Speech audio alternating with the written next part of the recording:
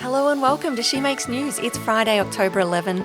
I'm your host, Kimberly Finesse, and this is your weekly wrap-up for regional women in Australia. It was World Mental Health Day on Thursday this week, and rural psychologist Steph Schmidt says it's important to keep that conversation going. I've had mixed feelings today, I think, because I think it's another one of those days that I don't want it just to be, right, we'll talk about mental health today and then we'll forget about it tomorrow. But it's important to highlight the challenges that are out there and what we need to keep on doing to help our mental health, both at an individual level, but I think also at a kind of community and social level as well. The mental well-being of farmers in drought-stricken South Australia has become a pressing concern.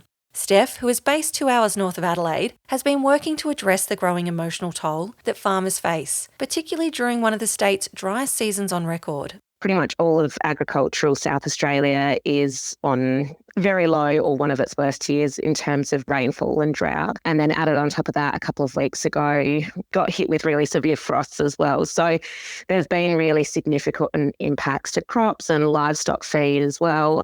And so I think there's just obviously the financial pressures that are there that come with the loss of crops and loss of income, but there's also that kind of ongoing stress. And I think that's one of the catches of drought is that it's such a slow creep, a slow build up, and you're constantly thinking, right, it'll rain next week, it'll shift, it'll change. And so there's that build up of chronic stress, chronic uncertainty, which really starts to take its toll.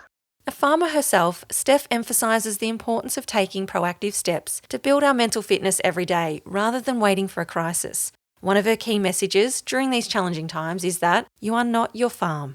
No matter what's happened on your farm, if your crops have failed or you haven't had the outcomes that you've planned for, that doesn't mean you're a failure, that your self-worth isn't actually tied to how well your farm is or isn't doing. And I think that's a really helpful thing that we can remind each other of and remind ourselves of.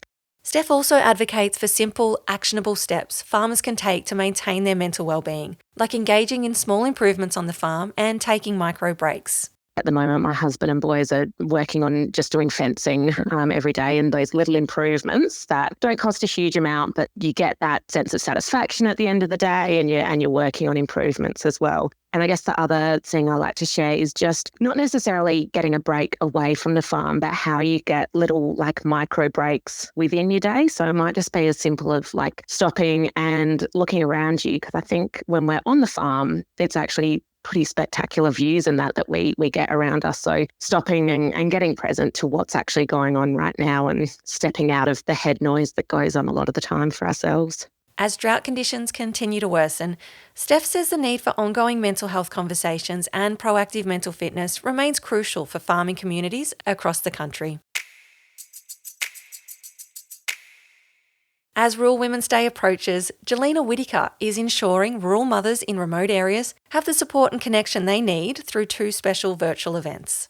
I think it's really important to focus on self-care as mothers. What I'm learning is that especially with homeschool mums, they are very eager to enroll their children in workshops and opportunities, take them to park plays, all that sort of thing. But when it comes to themselves, they're just not really making that time. And I'm actually guilty of that as well. Jillina is the founder of Home Education, Rural and Remote Discussion, or HERD. The rural mother of 4 is passionate about homeschooling and creating connections for families in some of Australia's most remote areas. To mark Rural Women's Day, Jillina is launching 2 virtual events aimed at celebrating and supporting rural mothers who often overlook their own self-care while focusing on their children's education. So we invite our homeschool mums and their friends to come along to our Book Lovers Club launch. What you can expect in that is there's no prescribed book list. We're just going to have a casual conversation about the books we love, the books we're reading, our authors. So we're having that on Rural Women's Day. And then the following night, we're going to have our Celebrating You workshop with Rebecca Bradshaw, the rural child health nurse. And she's going to be taking us through just a fun and engaging workshop where we are prioritising ourselves. And there's a workbook and we are working through how we can take care of ourselves and just have a fun time doing it. Jillina started HERD to offer rural homeschooling families a sense of community while also providing educational opportunities for their children. Heard has grown from a simple Facebook group into a nationwide community of over 600 families, offering resources like virtual events, workshops, and learning programs such as Code Club and Story Factory. What I wanted to do was to help other Australian homeschoolers who live outside of those metro areas to find connection, to find community, and also to provide some actual learning opportunities for the students. Despite the challenges of homeschooling in regional and rural areas such as big distances, unreliable internet, and lack of services, Jillina saw the potential for homeschooling to be a powerful choice for families looking for an alternative to traditional schooling options. I don't promote homeschool as a better choice. I promote it as another choice. And the idea is to support parents who want to homeschool and not feel the need that they have to send their kids away to boarding school or that they have to do the prescribed Australian curriculum through distance education. And that homeschooling can be another option, just like you would send your kids to co-ed or to a private school, that it is another option that parents can do. It's great because it's child-led, it's great because it's family-oriented. Jillina also highlights the difference between distance education and home education, explaining how homeschooling gives parents the flexibility to design their children's curriculum while staying in their rural communities. So distance education, you still belong to a registered school, you are a mainstream student, and you will be following the Australian curriculum, you'll be following those grades and those levels. The idea with homeschooling is that the parents are the main provider of the education and they build a curriculum or a program around their child, and that is approved through their state, and then they have the flexibility to be able to just tailor it that way. Jillina's vision for Heard is one of continued organic growth, providing both educational opportunities for students and social support for parents, while advocating for home education to be recognised in broader discussions about rural education in Australia. It's been said that 19-year-old Annabelle Price from rural Victoria is the first female in Australia to obtain the new agricultural telehandler licence. Annabelle completed the hands-on course last week through Licence Training Australia at O'Connor's in Horsham. WorkSafe Victoria requires operators of non-slewing telehandlers with a capacity over 3 tonne to hold a high-risk work licence. This regulation aims to ensure safe and competent operation of telehandlers, particularly in industries like agriculture and construction. Annabelle described the course as practical and insightful, involving lots of practice driving.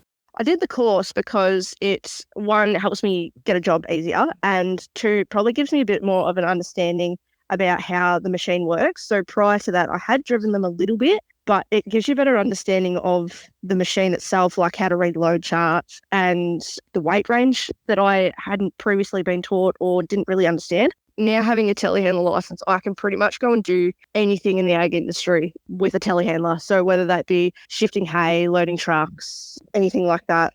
For other farmers considering the course, Annabelle had these tips. If you're worried about doing it, don't be. It's super simple.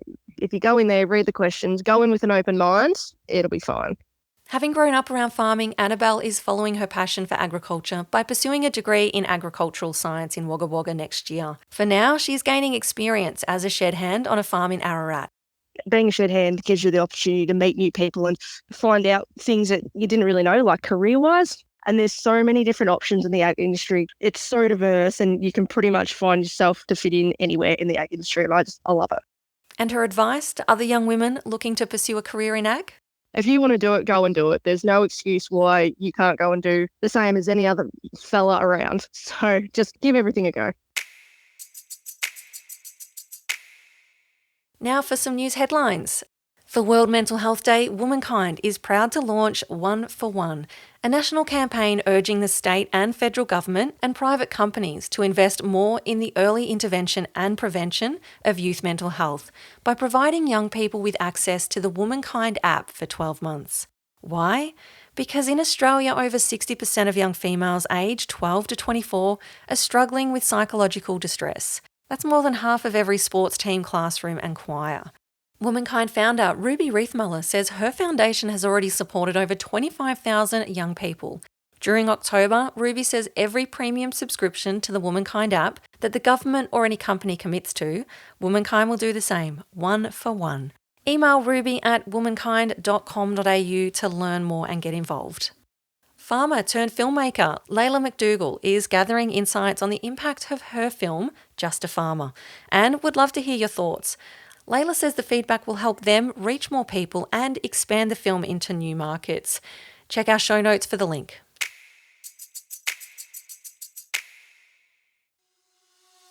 That's your weekly wrap-up for Regional Women. You'll find links in our show notes for anything that's been mentioned. If you'd like to hear your news, share it with us on Instagram @SheMakesNews or via email shemakesnews@gmail.com.